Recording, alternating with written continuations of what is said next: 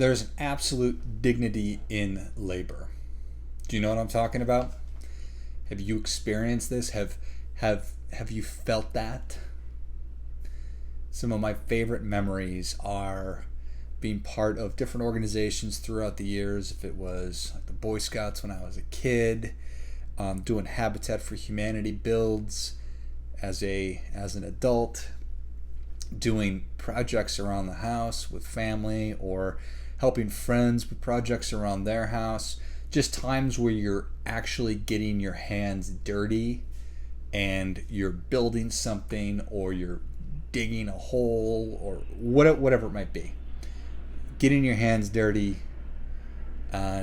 getting some dirt under your fingernails, getting blisters, getting sunburned, whatever. There is dignity in it. It is extremely rewarding work. And I do think that as a culture, we do revere hard work. We obviously revere professional athletes for their hard work, but I also think that we do revere folks like firemen and policemen, less so now, but I think that we'll come back around on that. We revere our first responders, those people that do work hard. They work long hours. They put themselves at risk. We do revere the military, but we also revere folks that wake up first thing in the morning before the crack of dawn. We revere farmers who are out plowing fields. We revere construction workers who are getting in their pickup trucks, and they have this image in my mind about, a lunch pail and the thermos of coffee. So I think that we do certainly revere people like that. But we reward knowledge workers. We reward technology. We reward entrepreneurs. We reward those kinds of folks monetarily a lot more than we reward the hardworking people that I was just talking about. Obviously, we revere teachers, but we do not reward them, and that is extremely hard work. So, in honor of Labor Day, it's really what I want to talk about today was the changing the way that our world shifted from around the 1950s to where we are today, and then how things are going to be changing and shifting potentially moving forward. And I don't exactly know what it's going to look like. I just know that we're already experiencing it now, and I think that we're going to be experiencing it a lot more into the future. So fundamentally, there is a stigma, regardless of whether or not we revere some of these trades, some of these professions, some of these vocations, these careers. There is a stigma around blue-collar work. There's a stigma around somebody that is a tradesman, that went to a vocational school. And I believe that it's less and less, but I think that it's a real thing. And in the 1950s, this is really when it all started, when there was a shift away from vocational training, vocational schools, tech schools, home ec, shop class, wood class, whatever. And this whole idea was we need to get every student college ready. Every student that goes through high school, they need to be ready to go to college. So that was the idea, because there was this stigma, and that really resulted in the demise of the vocational school. And so, and shifting demographics certainly took place, but where we are today is that 70% of kids that graduate high school end up going on to college. So you have 30% just right there of kids that are not really prepared to do anything, because they're not college ready, and they took a bunch of worthless classes, but they have no real practical usable skills. So thanks a lot for that. I just wasted my time in junior high and high school, and what do I have to show for it? A bunch of worthless knowledge. So the 30% don't have any practical skills. The 40% of the kids who start college don't end up finishing it. So there's another huge chunk of kids that went to college, didn't end up finishing it. So this is doubly worse, because now they have time wasted. They have a lot of money potentially wasted. They are burdened with student loans, so they're saddled with the student loan debt. And then of those folks that do, so the other 60% that do end up finishing, a third of those, I'm totally lost in the numbers now. I'm not a math guy, so I wouldn't be able to tell you what actual number of those, but of the 60% that ended up going on to finish, a third of those graduate and go to work in a field that does not require the degree that they ended up getting. And I'm certainly one of those. I went to a liberal arts school and I majored in political science because my thought was that I wanted to go to law school. I even went through the exercise of going to of taking the LSAT and applying to law schools and got accepted and this, that, the other thing. And my first job out of college was was in financial services, which was a commissioned-only financial services job. So, did not need the degree from Valparaiso University to get into financial services. So I'm certainly one of those people. And again, that's a third of people, and I don't know what that statistic is. I don't know how current that was, but I think it's pretty current. So what we are now experiencing is, or are rather, I think a lot of shifts are now taking place. So from 1950 to a couple of years ago, we got rid of a lot of these training programs, a lot of these vocational schools. Community colleges have picked up the slack in a lot of ways, but certainly not to the degree or the level that we were at. And now, due to COVID and due to, I think, a lot of different reasons, President Trump, whether you like him or you don't, he was talking about bringing more manufacturing jobs back to the United States before COVID. And now with COVID, the realization that so much of the stuff that we use, so much of our medical stuff, all of our vaccines and antibiotics, they're manufactured in China. So it is a huge risk. So I think that we're going to see a lot of manufacturing being brought back to the United States. And that will require a lot more specialized training.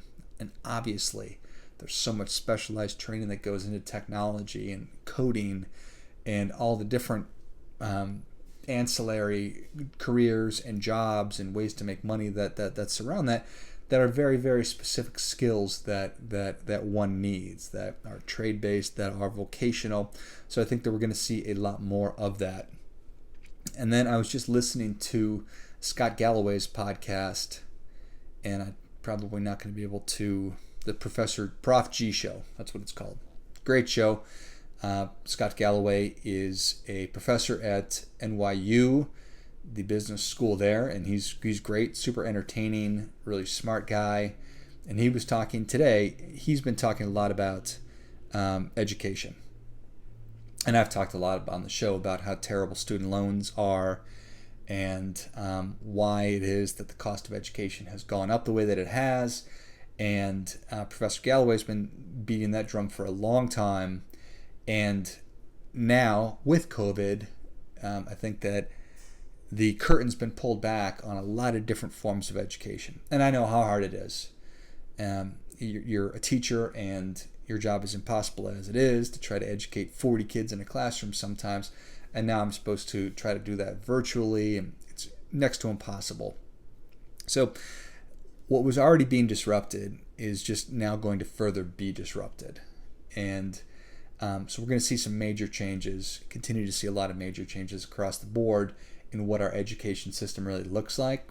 But on the Prof G show today, Scott Galloway's show, he was talking about how Google has just announced a whole new certification program that they are rolling out, which is extremely groundbreaking. Google is one of the, if not the most revered companies in the United States, one of the most dominant, one of the most important companies in the world. And they recruit from, like Professor Galloway was talking about, they recruit from the best schools in the United States. And now if Google is turning around and saying, we are now going to be certifying students and I assume also employing students, or our own employees are going to be going through and getting certified in these different programs that we're putting on. I think that's really going to potentially opening up the floodgates for a lot of other employers to be looking at that and saying, wow, okay, if that's good enough for Google, then it's certainly good enough for us. So it's going to potentially change the whole need for a traditional 4-year bachelor degree to getting a more specific certification at an absolute fraction of the cost. And obviously, online education has absolutely exploded with platforms, these massive online open courses and Udemy and you name it. So we're just going to continue to see more and more and more different innovation, which, like financial technology, is democratizing the world of investing, and you really name it. In any industry, there's new technology that is making the unavailable now available, and at a greatly reduced cost. And it's nothing but a good thing. And we're going to continue to see that. So the shift's going to continue. I think you're going to see shifts all over the place, but also more specified vocational type training. And I think that as we take a big step back, and I ask you to take a step back and say, okay, if you had it to do all over again, what would you do? Would you go down the same path that you did? Would you take the same educational path that you took? Would you do something differently? I think one of my favorite movies, certainly I always get a kick out of watching it, is Office Space, where Peter Gibbons is at Initech with Lumbergh and everybody else, and his two other buddies, Michael Bolton and I'm not going to be able to recall his third buddy's name or his second buddy's name. But long story short, Peter ends up finding his dream job of being a construction worker at the end of the movie. So he goes from cubicle hell to being able to work outside every day, which is really what he wanted at the end of the day. And so when you're thinking about what you would do differently the next time around, or if you could do it over again, what would that look like? And as young people are growing up and looking at different opportunities, and as your kids are growing up and looking at opportunities, will you still have a stigma? Do you have a stigma? Will you still have a stigma around trades, around going to a vocational school and getting a job that is not necessarily going to be a knowledge-based job? So whatever your kids end up doing, if they become a plumber or an electrician or a coder or a doctor or a personal trainer or a nurse or a teacher, and if you have preconceived notions about them, really encourage you to question those and to recognize that there is immense value and that there's dignity in labor, and there's dignity in labor of all different kinds, no matter what your career is. So again, if you have stigma about those things, knock it off. It's not serving anybody. And as our economy and our world continues to change, I think we're going to see a lot more opportunities for those kinds of work and those kinds of careers. So enjoy your Labor Day. If you're taking some time off, which I hope that you are, enjoy it safely, have fun. And remember that the only way to live how you want is to know how you want to live.